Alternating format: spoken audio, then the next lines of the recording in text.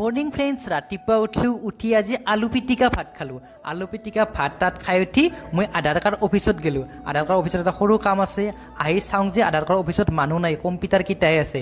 কিছু সময় থকাৰ পাছত মানুহ আহিলা আৰু আধাৰ কাৰ্ড অফিচত টাপকেইটা দেখি কিন্তু কিবা এটা ভাল লাগিছে। আৰু এনেদৰে চেক কৰিছে, একজন এজনকৈ চেক কৰিছে, স্কেন কৰিছে, ফিংগাৰ লৈ আছে।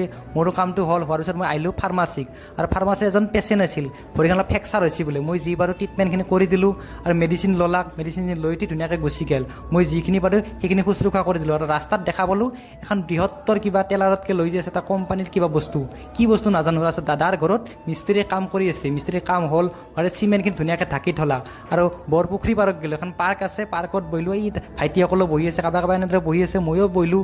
আৰু এক আহিলে মন চন খুব ভাল লাগে। মাজে সময়ে পাৰিলে আপোনালোকে আহিব আৰু বৰপুখুৰী পাৰটো আপোনালোকক দেখুৱাই দিলোঁ। দেখিছেনে কি সুন্দৰ। তাৰপিছত কোম্পানীয়ে যোৱাকালি এটা গিফ্ট দিছিল, গিফ্টটো আপোনালোকক দেখুৱাই দিলোঁ। লগতে এটা ফেচ ৱাছ দিছিল, এইটো ফেচ ৱাছ, এইটো মিনি